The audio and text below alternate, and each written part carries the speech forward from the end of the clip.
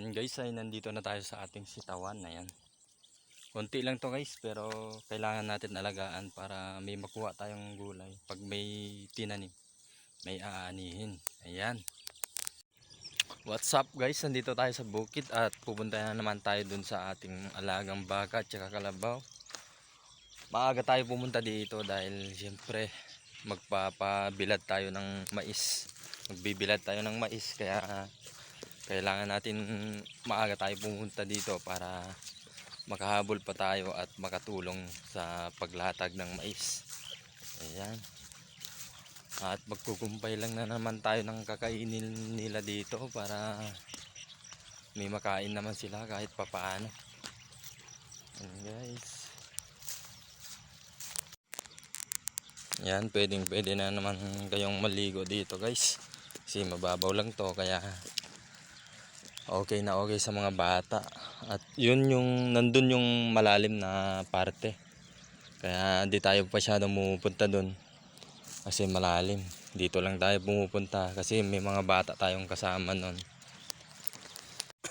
And guys, bago tayo pumunta sa ating baka ay kukuha muna tayo ng pantali natin dahil lalagyan na natin ng gapangan yung ating sitaw. Yan. Kukuha tayo ng tali na ganito guys.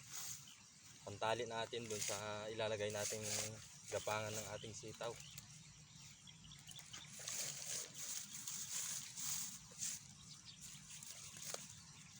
Ito ay napakatibay dahil minahanap pa natin sa ating mga ninuno to.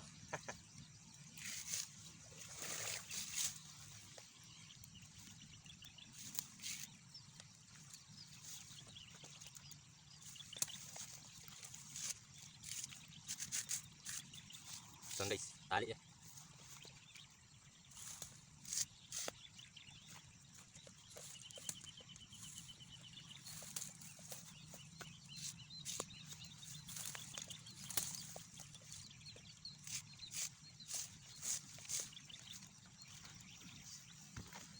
Marami na tayong nakuha kaya okay na to. At atin lang natin pupulutin to. Atin lang pagsasamahin pala to guys.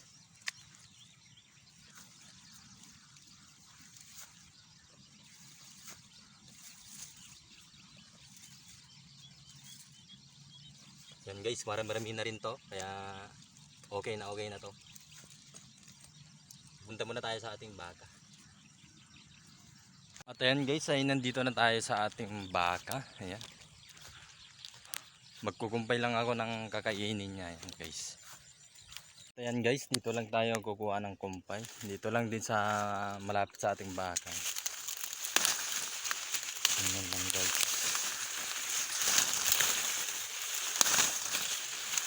Ayan lang guys ang pagkuha ng kumpay kaya goods. At ayan guys, ay naibigay na natin yung kakainin ng ating baby baka dito. Ayan. Bibigyan naman natin yung ating dalawang baka. Nakapagkumpay na rin tayo ng kakainin nila kaya kukunin na lang natin.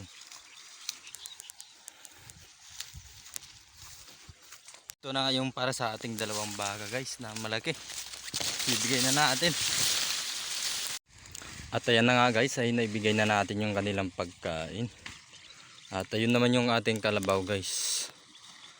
Tapos na tayo na tinignan yung kalabaw natin kanina yun. Ayan. At pupunta na nga tayo dun sa ating gulayan. Para malagyan na rin natin ng gapangan yung ating sitaw. At ayan nga guys, ay pupunta na tayo dun sa ating gulayan. Ayan. May dala-dala na tayong pantali at saka pambalad. Ayan guys, ay nandito na tayo sa ating sitawan. Ayan. Konti lang to guys, pero kailangan natin alagaan para may makuha tayong gulay. Pag may tinanim, may aanihin. Ayan. Ayan guys, wait nyo na lang yung update ko mamaya pagkatapos natin lagyan lahat yan. Hanggang dyan lang naman guys, at dito marami na rin yan. At yung kamatis natin ay malapit na rin mamunga kasi marami na silang bulaklak. Ayan. At ayan guys, ay kinulang tayo dun sa kahoy na kinuha natin. Ayan. Kumuha tayo ng talahib. para makumpleto na yung ating gapangan ng ating sitaw.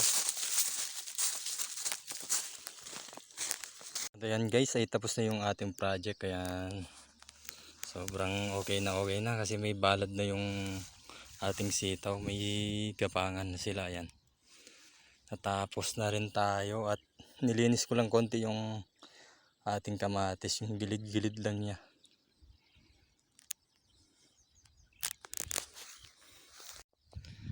Okay na kaya let's go. Bye bye.